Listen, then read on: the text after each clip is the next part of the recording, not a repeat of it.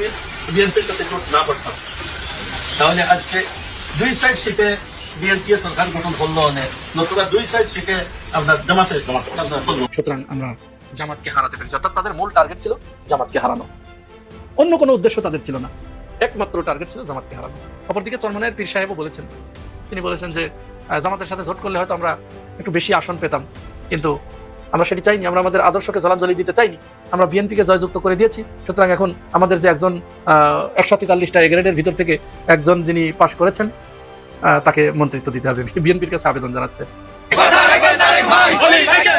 আমরা জোট থেকে বের হয়ে যাওয়ার কারণে ভূমিধস বিজয় বিএনপির হয়েছে, এজন্য সারা বাংলাদেশ ইসলামী আন্দোলন একমাত্র প্রার্থী হিসেবে আমরা মন্ত্রিত্ব চাই। আপনারা অনুসন্ধান করে দেখবেন সামান্য কিছু ভোটের কারণে জামাত হেরে গেছে। আমাদের সমঝোতা যদি থাকতো আমার মনে হয় জামাত ইসলামী সরকার গঠন করবে। বিএনপি আমাদের মাধ্যমে বেনিফিশিয়ারি হয়েছে। বিএনপি যে ক্ষমতা এসেছে এই হাত পাখার এবং এই যে চরমনাই হুজুরের অনেক অবদান রয়েছে। মূলত এটি সত্য কথা, এটি বাস্তবতা।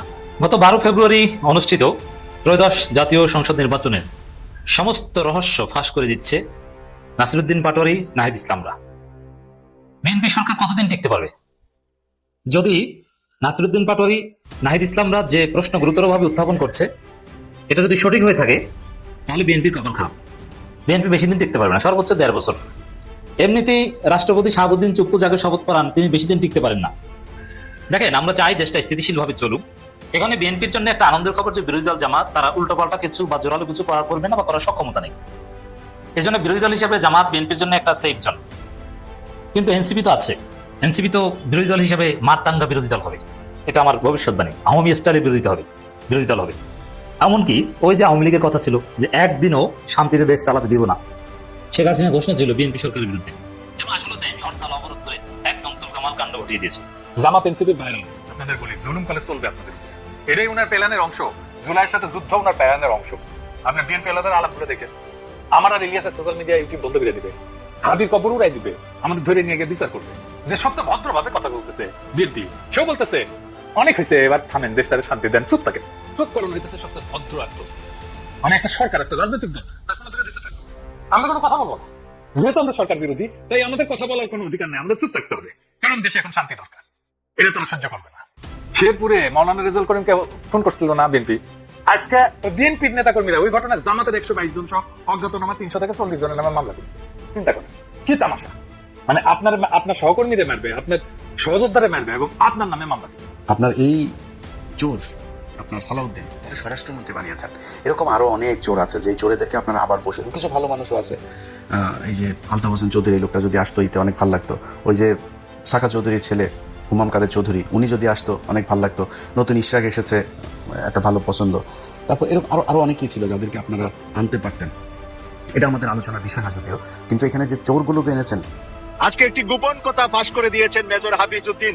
তিনি বলেছেন আমরা যদি হ্যাঁ এবং না ভোটে রাজি না হই তাহলে সাধারণ নির্বাচন ডক্টর ইউনূস দিবেন না। সেই কারণে আমরা হ্যাঁ না ভোটে রাজি হয়েছি, কিন্তু এই ভোট মানা কোনো প্রযোজ্য না, কোনো দরকার নেই। এই ভোট মানাটা আমাদের কোনো দায়িত্ব না। প্রিয় দর্শক, আমি বলতে চাই এই হাফিজ উদ্দিন রায় একদিন বেগম খালেদা জিয়াকে 96 সালে বলেছিল তত্ত্বাবধায়ক সরকার মানা আমাদের কোনো দরকার নাই। বেগম খালেদা জিয়া বলেছিল তত্ত্বাবধায়ক সরকার কাকে বানাবো? মানুষ তো কেউ না কেউ এক পক্ষে না আরেক পক্ষেরই থাকে, শিশু আর পাগল ছাড়া সবাই তো কোনো না কোনো পক্ষের। এই হাফিজ উদ্দিনরা বেগম খালেদা জিয়ারে যেরকম খালে ফেলেছিলেন, আজকে তারেক রহমানকেও খালে ফেলার পরিকল্পনা করেছেন। যে জুলাই না হইলে 17 বছর ওই ইন্দুরের ঘাড়া থেকে তারা জিয়া বাইরে বেরোতে পারতো না, নির্বাচনের নাম ওই মারা পর্যন্ত ভুলে থাকতে হইতো। আর সেই জুলাইকে তোমরা মানতে চাও না? জুলাই আবার কি জিনিস এখন দেশে আসছো, ইনশাল্লাহ জনগণ চোখে আঙুল দিয়ে দেখাই দেবে। আপনাদের এই শপথ না নেওয়াতে এই জুলাই সনদ আটকাতে পারবেন না। সংবিধান সংশোধনের কোনো প্রস্তাব অনুমোদনের জন্য পরিষদের মোট সদস্য সংখ্যাগরিষ্ঠ ভোটের সিদ্ধান্ত নিতে হবে। প্রধান বলা নাই, বলা আছে সংখ্যাগরিষ্ঠ ভোট। আমার 75 জন, 7 জনের কোরআন 75 জন থাকবেন, এবং যে কোনো সংস্কার তারা মেজরিটি ভোটে 75 জনের মধ্যে মেজরিটি ভোট হলে সে সংস্কার আপনি কার্যকর হয়ে যাবে। সো আপনাদের ব্যাপার, আপনারা ইচ্ছা করলে নেন, না নেন না। আপনাদের তারা জামাত ইসলামকে ঠকানোর জন্য, জামাতকে ঠেকানোর জন্য মূলত চরমনাই বেরোয় গিয়েছিল আর জমিয়ত বিএনপির সাথে জোট করেছিল। এটি তাদের একদম ভিতরের কথা। কেন রে ভাই, জামাত নিয়ে আপনাদের এত সমস্যা কোথায়? আর আপনি এই যে জামাতে ভোট দেওয়া হারাম ঘোষণা করলেন কি কারণে? আপনি 5 ওয়াক্ত নামাজ পড়েন, জামাতের লোকগুলো তো 5 ওয়াক্ত নামাজ পড়ে। আপনি এক আল্লাহকে বিশ্বাস করেন, জামাতের লোকগুলো কি কোনোদিন বলেছে যে না আল্লাহ 2 জন? এরকম কি কোনোদিন বলেছে? বলে নাই তো। আপনি বলেন দিনে 5 ওয়াক্ত নামাজ ফরজ, জামাতের লোক কি 6 ওয়াক্ত নামাজ ফরজ এটা বলেছে? আপনি বলেন কুরবানি দেয়া ওয়াজিব, সামর্থ্যবান মানুষের। রোজা রাখা ফরজ। জামাত কি এগুলোকে সুন্নত মুস্তাহাব বলেছে? বলে নাই তো। তাহলে জামাতের সাথে আপনার পার্থক্যটা কি? জামাতের সাথে আপনার পার্থক্যটা শুধুমাত্র আপনি 5 কলি টুপি মাথায় দেন, জামাত যে কোনো টুপি মাথায় দেয়, কোনো কল্লি টল্লির ভিতরে নেই। আপনি জুব্বা পরেন, জামাত ইসলাম জুব্বাও পরে, ফাড়া পাঞ্জাবিও পরে। এটাই তো পার্থক্য। তো এইটার কারণে কি হারাম হয়ে যায়? বরং আপনি এমন একদল মানুষকে হারাম ঘোষণা করলেন যারা ইসলামী দলগুলোকে, কওমি এবং আলিয়া ঘরানার মানুষগুলোকে একত্রিত করার জন্য এই জামাতের আমির ডক্টর শফিকুর রহমান তিনি কি না প্রচেষ্টা চালিয়েছেন, এবং তিনি কিন্তু এক্ষেত্রে অনেকটা সফলও হয়েছেন। শুধুমাত্র জমিয়ত এবং চরমনায়ের কারণে এটি সম্ভব হয়ে ওঠে নাই। আল্লামা মামুনুল হক চলে এসেছেন, খেলাফত মজলিস দুইটা তারা চলে এসেছে, তারা বুঝতে পেরেছে। এই আপনারাই একটা সময়ে শার্ট পরা হারাম ঘোষণা করেছিলেন, এখন আপনারা এই ব্যাপারে চুপ হয়ে গেছেন। এই সেদিনের কথা আমাদের বুদ্ধির উপরে শুনেছি আপনাদের মুখে, আপনারা বলেছেন ইসলামের রাজনীতি হারাম, আপনারা এখন সেই রাজনীতি করতে এসেছেন। আপনি এখন যেটা বুঝছেন জামাত ইসলাম ওটা আরো 50 বছর আগে বুঝেছে। তাহলে আপনি কি পেলেন জামাতকে ঠেকিয়ে? তারপরেও একটা কথা আমি জামাতের ভাইদেরকে বলবো, ডক্টর শফিকুর রহমান যে উদ্যোগটি নিয়েছেন, চরমনাই আজ আসে নাই, কাল আসবে, যদিও তাদের আসতে একটু দেরি হবে, কারণ তাদের অনেক হিসাব নিকাশ আছে। তাদের তো মূলত পীরের ব্যবসা। এখন এই পীরের ব্যবসার ভিতরে আওয়ামী লীগও আছে, বিএনপিও আছে, জাতীয় পার্টিও আছে, জামাত নাই। তাহলে তারা এখানে ওই ব্যবসায়ের বন্দোবস্ত ফেলে রেখে জামাতে যখন আসবে তখন তো আওয়ামী লীগের মুরিদগুলো ছুটে যাবে, বিএনপির মুরিদগুলো ছুটে যাবে, লাঙ্গলের মুরিদগুলো ছুটে যাবে। সেক্ষেত্রে জামাত ইসলামের কেউ তার চরমনায়ের মুরিদ হতে যাবে না।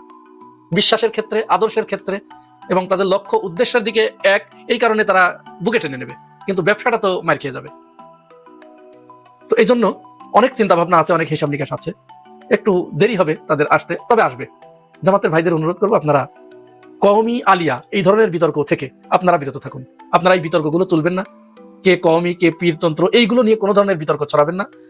জামাত আমির যে পরিকল্পনাটি নিয়েছেন, যে উদ্যোগটি নিয়েছেন, আজ হোক কাল হোক এই উদ্যোগটি বাংলাদেশে সফল হবে।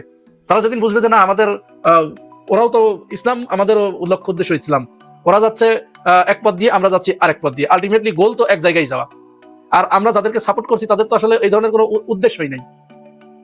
এটা যখন বুঝবে তখন তারা চলে আসবে। এই জন্য ওরা বুঝে না, ওদের লেখাপড়া কম, জ্ঞানের সীমা পরিসীমাও কম, একেবারেই কম। ইসলামী দলগুলোর ভিতরে জামাত ইসলাম জ্ঞান গরিমার দিক থেকে মোটামুটি এগিয়ে, তারা পড়ালেখা করে, রাজনীতি চর্চা করে, আধুনিক জ্ঞান বিজ্ঞান সম্পর্কে তাদের ধারণা বেশি ওদের থেকে। এজন্য আপনারা একটু ছাড় দিবেন, আপনারা দয়া করে ওদের তিরস্কার করবেন না, মন্দ কথা বলবেন না, কটু কথা বলবেন না, তাদের বিরুদ্ধে কট্টর ভাষায় সমালোচনা করবেন না।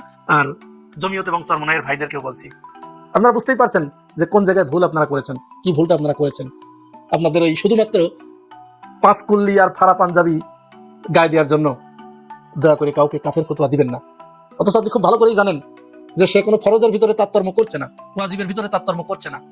মানে একটা আকীদার কারণে যদি আপনি তাকে হারাম ঘোষণা করে দেন, আর একটা গ্রুপ যার পিছনে আপনি গিয়ে পড়ে আছেন তার তো কোনো আকীদাই নাই, তাহলে আপনি কাকে কি বুঝাচ্ছেন? সুতরাং অদূর ভবিষ্যতে মায়ের খেলে পরে কিন্তু শুধু জামাত ইসলাম খাবে না। এদেশে ইসলাম নিয়ে যে ষড়যন্ত্র শুরু হয়েছে, এটা কিন্তু শুধু বাংলাদেশ এখন শুধু এই ভূখণ্ডের ভিতরে সীমাবদ্ধ নাই, এটা এখন বৈশ্বিকভাবে ছড়িয়ে পড়েছে। এখানে খেলছে ভারত, এখানে খেলছে আমেরিকা, এখানে খেলছে চীন, এখানে খেলছে রাশিয়া।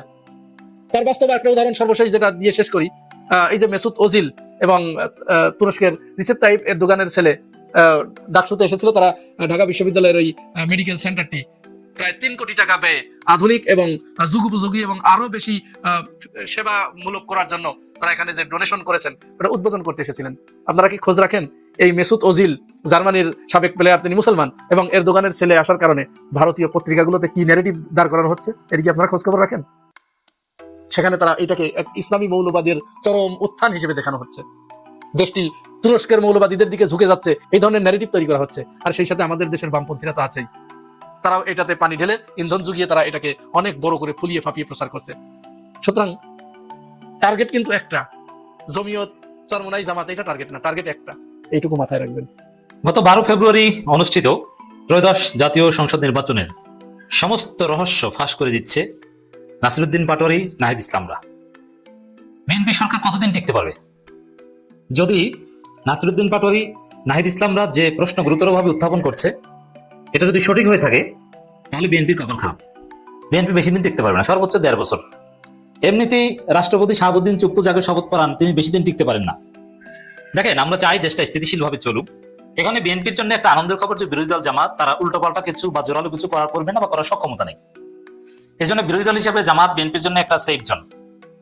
কিন্তু এনসিপি তো আছে, এনসিপি তো বিরোধী দল হিসেবে মারতাঙ্গা বিরোধী দল হবে, এটা আমার ভবিষ্যৎবাণী। আওয়ামী স্টাইলে বিরোধী দল হবে।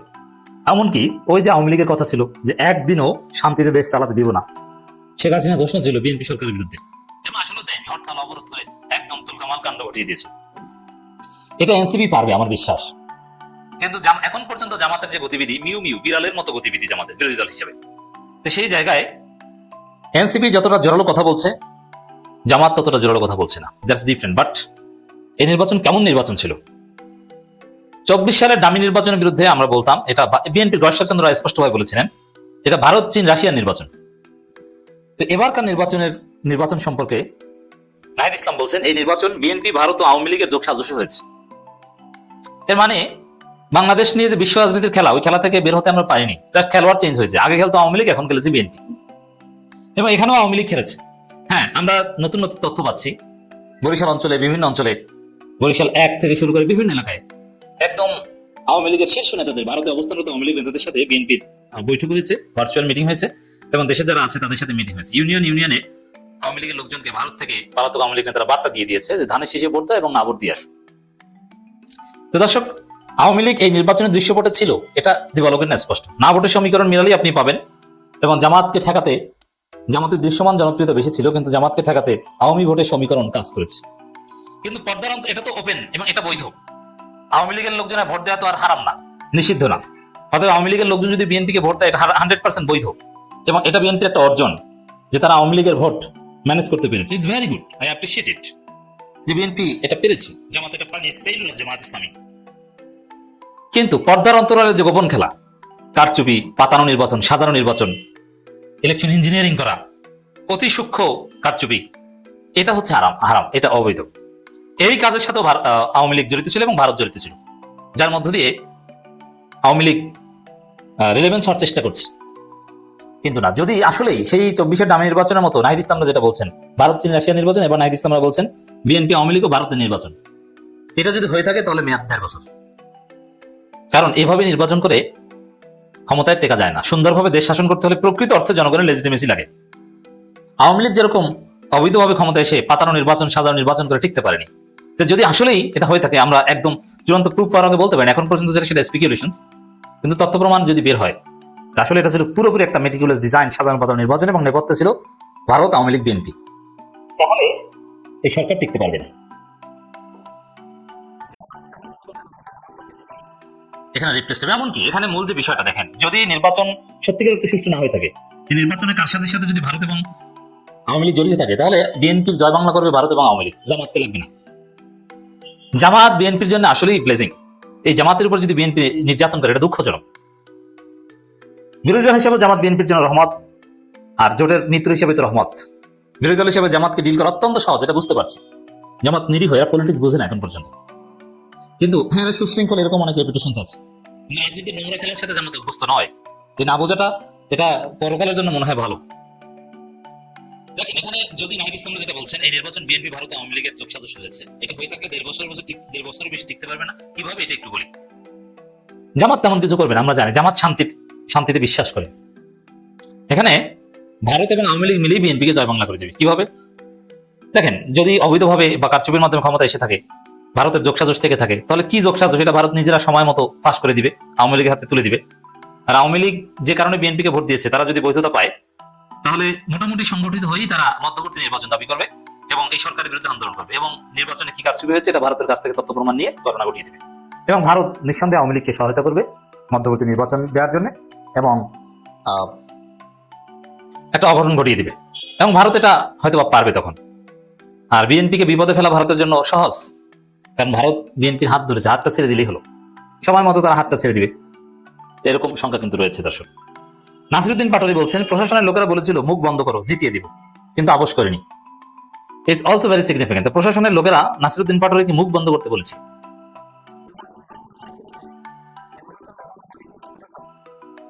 এবং মির্জা আব্বাসকে প্রশাসন জিতিয়ে দিয়েছে, এটা তো স্পষ্ট। পুরো নির্বাচন মেটিকুলাস ডিজাইন কিনা, এটা এখন পর্যন্ত our speculations, not proof fact। কিন্তু নাসিরুদ্দিন পাটোয়ারিকে যে প্রশাসন হারিয়ে দিয়েছে কারচুপি করে, ঢাকার অনেকগুলো আসনে যে ইঞ্জিনিয়ারিং করে জামাতকে হারিয়ে দেওয়া হয়েছে, ঢাকা যে একটু ব্যালেন্স করার চেষ্টা করেছে, ঢাকা যদি ব্যাপকভাবে জামাত জিতে আর ক্ষমতা যদি বিএনপি আসে, খারাপ দেখে না? এটা ব্যালেন্স করার জন্য কারচুপি করা হয়েছে, এতে কোনো সন্দেহ নাই। ঢাকার বাইরেরটা এখন পর্যন্ত আমরা নিশ্চিত না, কিন্তু ঢাকারটা নিশ্চিত, সুস্পষ্ট কারচুপি করা হয়েছে। নাসিরুদ্দিন পাটোয়ারির কথা তো দলিল, যে প্রশাসনের লোকেরা বলেছিল মুখ বন্ধ করে করো, জিতিয়ে দিব। হ্যাঁ, আমরা সেটাই দেখতে পাচ্ছি। তো দর্শক, এখানে নাহিদ ইসলামদের যে বক্তব্য, এটা আশঙ্কাজনক। এটাকে খুব সহজভাবে নেওয়ার কোনো কারণ নেই, কারণ নাহিদ ইসলামরা অতীতেও খেলেছেন, সামনেও খেলবে, এবং নাহিদ ইসলামরা জীবন বাঁচানোর জন্যই, যেমন বিএনপি যদি আসলেই সুষ্ঠু নির্বাচনের ক্ষমতা না আসে থাকে, কোনো কারচুপি পর্দার অন্তরালে থেকে থাকে, তাহলে বিএনপি জুলাই সনদ মানবে না। আর যদি জনগণের ম্যান্ডেট নিয়ে এসে থাকে, জুলাই সনদ মানতে বাধ্য। আর জুলাই সনদ বাস্তবায়ন না হলে নাহিদ ইসলামদের জীবনে কোনো গ্যারান্টি নেই। এ কারণে নাহিদ ইসলামরা আবার জীবন দেওয়ার জন্য প্রস্তুত থাকবে। অতএব বিএনপির সামনে আমি অশনি সংকেত দেখতে পাচ্ছি। রমজান মোবারক বলি আর কি, যাই হোক সবই কারেক্ট। তবে গতকালকের বক্তব্যটা আমার ভালো লাগছে, গোছানো বক্তব্য, গোছানো কোনো কথাবার্তা বলে নাই। সবচেয়ে বেশি ভালো লাগছে ব্যাকগ্রাউন্ডটা, ফ্রেমিংটা। দেখেন, পিছনে কারো ছবি ছিল না। অতীতে আমরা কি দেখছি? বঙ্গবন্ধুর ছবি, একটা নৌকা, দলীয় পতাকা, দেশের পতাকা, তারপরে যে দেশের প্রধান সে বক্তব্য রাখতো। এখন দেখেন, উনিও তো দেশের প্রধান, উনি কিন্তু ইচ্ছা করলে রাখতে পারতো আমাদের শহীদ প্রেসিডেন্ট জিয়াউর রহমানের ছবিটা, রাখতেই তো পারতো, রাখে নাই। ওখানে কিন্তু কালেমা লেখা ছিল, এবং দলের কোনো ওই যে ধান টান এগুলো কিছু রাখে নাই, কিন্তু ক্লিন ছিল, ভালো লাগছে। আর বক্তব্যের একটা জায়গায় মানে শেষের দিকে একটা কথা খুব গুরুত্বপূর্ণ, আপনারাও শুনছেন, হয়তো অত গভীরভাবে খেয়াল করেন নাই। সেই কথাটা কি জানেন? যারা আমাদেরকে ভোট দিছে অথবা দেয় নাই, আর যারা কাউকেই দেয় নাই, মানে তিনটা ভাগ করছে। মানে যারা বিএনপি কে ভোট দিছে, আরেকটা দল তো জামাতকে দিছে, আরেকটা দল কাউকেই দেয় নাই। এই কাউকেই দেয় নাই তাদের নামও স্মরণ করছে। মানে আমাদেরকে যারা ভোট দিচ্ছেন, যারা দেন নাই, এবং যারা কাউকেই দেন নাই, সবাইকে নিয়েই এই দেশটা গড়তে চায়। এখানে গভীরভাবে তাকাইবার কি আছে? হ্যাঁ, তাকাইবার এই যে কাউকেই দেন নাই, ওরা কারা? আপনাদের মনে আছে রুমিন ফারহানা 2 দিন আগেই বোধহয় বলছে 30% ভোট যাদের, তাদেরকে বাইরে রাখে আমরা সংসদে যাচ্ছি। মানে আওয়ামী লীগের কথা বলছে। এই যে যারা কাউকে দেয় নাই তারা হলো আওয়ামী লীগ, মানে তাদেরকে নিয়া, এবং যারা জামাতকে দিছে তাদেরকে নিয়া, আর যারা বিএনপিতে দিছে তাদেরকে নিয়া, মানে সবাইকে নিয়া উনি এই দেশটা চালাইতে চায়। গভীর একটা ইঙ্গিত এখানে পাওয়া যায়। ওই যে অফিস আদালত গুলো খুলতেছে না আওয়ামী লীগের, বারবার স্লোগান দিচ্ছে, মিছিল বাইর হইতেছে, এই জন্যই একটা গ্রিন সিগন্যাল আছে এখানে, পাওয়াই যাচ্ছে না। বর্তমান মাননীয় প্রধানমন্ত্রী কথার মধ্যে ওই অর্থটা লুকায় আছে ভাই। এখন প্রশ্ন হচ্ছে, এটা আমরা কি দৃষ্টিতে দেখি? আসলে আমাদের দেখার দৃষ্টি না এখানে। যেটা সত্য সেটা মাইনা নিতে হবে, জনগণ যেটা চায় সেটা মাইনা নিতে হবে। আর আইন কি বলে এটা রাষ্ট্র বুঝবে। সবকিছুতে না না বইলা কোনো অস্থির পরিবেশ তৈরি করার দরকার নাই। সময় সবচেয়ে বড় মলম, সময় না গড়াইলে কিছু বুঝতে পারবেন না। তো দেখেন না, এই যে নির্বাচনটা হইলো এমন একটা টাইমে, এটাও কিন্তু একটা অঙ্ক, বিরাট অঙ্ক, কারো মাথায় ঢুকে নাই যে রোজার ঠিক 5 দিন আগে নির্বাচন। এই নির্বাচনে যদি কোনো কিছু ঘটে তাহলে কোনো আন্দোলন করার সুযোগ নাই, কারণ রমজান মাস সংযমের মাস। এই মাসে কোনো আন্দোলন করলে কেউ ভালোভাবে নিবে না, জনগণ ছিছি দিবে। এটা কি ভাই, রোজার মাসের মধ্যে আন্দোলন?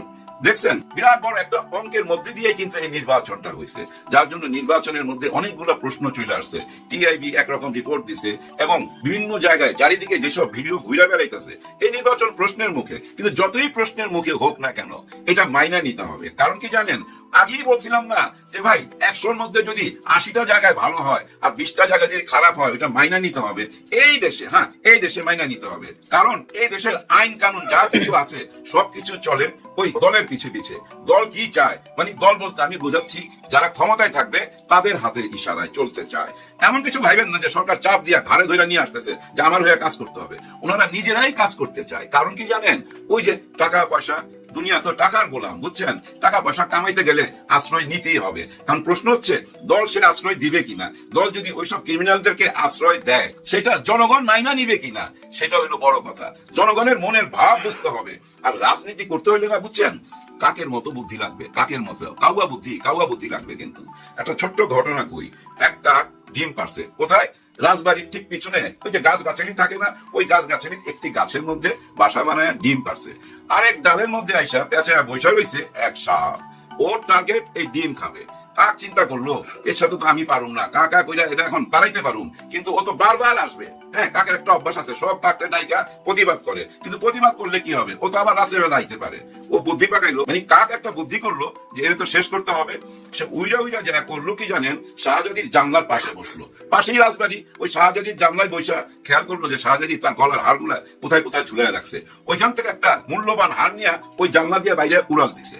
এদিক দিয়ে শাহজাদির চোখে পড়াতে শাহজাদি চিৎকার করছে, সিপাহীরা আসছে, সিপাহীতে বলছে আমার মূল্যবান হীরার হার নিয়ে চলে গেছে ওই কাক। সিপাহীরা গোলা দিয়ে পিছনে পিছনে কাক যা করছে কি জানেন, ওই সাপের গলার মধ্যে উপর থেকে ছাইরা দিছে ওই হারটা, মূল্যবান হারটা। এর মধ্যে সিপাহীরাও চলে আসছে, সিপাহীরা এসে দেখে যে না, কাকের মুখে না তো, ওই সাপের গলার মধ্যে ওই হার। এখন ওই হারটা নিতে গেলে সাপ ছুবল মারতে চায়, এরপর যা করার তাই করছে, লাঠি দিয়া পিটায়া মাইরা ওই হারটা নিয়ে শাহজাদিরে দিছে। এবার চিন্তা করছেন কাকের বুদ্ধি, কাক কি করলো, শাহজাদির হার আইনা সাপের গলায় দিয়ে দিল, আর রাজার সিপাহীরা আইসা ওই সাপকে মারলো। এখন ওই কাক হইতে হবে, ওই কাকের বুদ্ধি হইতে হবে, একজনের গলার হার আরেকজনের দিয়া ওইভাবেই শত্রুকে শেষ করতে হবে। এইটাই হলো রাজনীতি, ওই রাজনীতির বুদ্ধিটা লাগবে ভাই। ওই কাকের বুদ্ধি যদি না থাকে তাহলে নেতা হওয়া যাবে না। কেন এই কথাগুলো বলতেছি দেখেন, আপনারা বেশি না ভাই কারণ বাজারে যায় দেখবেন মাছ লীগ, শ্রমিক দল, তরকারি লীগ, এরকম বহু রকম দল আছে ভাই, কিন্তু এরকম মাঠ পর্যায়ে জামাতে ইসলামের কোন দল আছে? নিশ্চয়ই না। জামাতে ইসলাম একটা ক্যাডার ভিত্তিক দল, এখানে দল করতে হইলে সাথী হইতে হবে, রোকন হইতে হবে, অন্য কাউকে নেয় না। জামাতে ইসলামের কোন শ্রমিক জামাত আছে, যুব জামাত আছে, কৃষক জামাত আছে, আছে ভাই, অনেক নাম আছে, সারা বাংলাদেশে ছড়ায়া ছিটে আছে, কিন্তু মাঠ পর্যায়ে এরকম কোন দল নাই জামাত ইসলামের। কারণ জামাত ইসলামের দল করতে হলে ওনাদের মতো ক্যাডার ভিত্তিক দল হইতে হবে, একদম মাঠ পর্যায়ে যে কাজ করবে এরকম নাই। থাকলে তো ওই যে নির্বাচনে ভোট দিতে গেছিলাম ওইখানে দেখতে পাইতাম, দেখতে পাই নাই ভাই। এগুলা চিন্তা করতে হবে। এখন জামাত ইসলামকে যুব জামাত, শ্রমিক জামাত, কৃষক জামাত, গার্মেন্টস জামাত, এরকম বিভিন্ন রকম জামাত নাম দিয়া দল তৈরি করতে হবে। মহল্লায় মহল্লায় অফিস লাগবে। হ্যাঁ ভাই, একদম মাঠ পর্যায়ে ঢুকে যেতে হবে।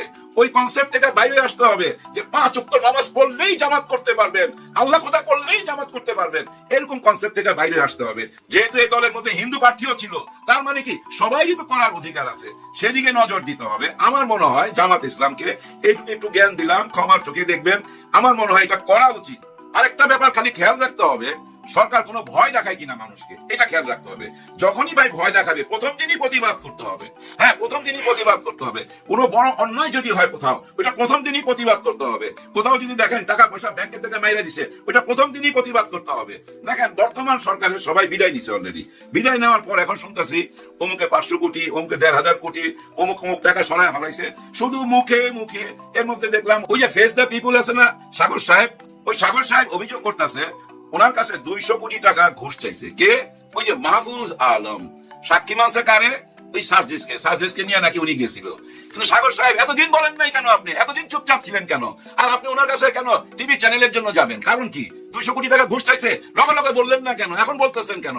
এখন সেটা কি ঘুষ চাইছে নাকি আপনাকে বলছে যে একটা চ্যানেল করতে 200 কোটি টাকা লাগে, সেই টাকা কি আপনার কাছে আছে? এরকম প্রশ্ন করতে তো পারে, তাই না ভাই?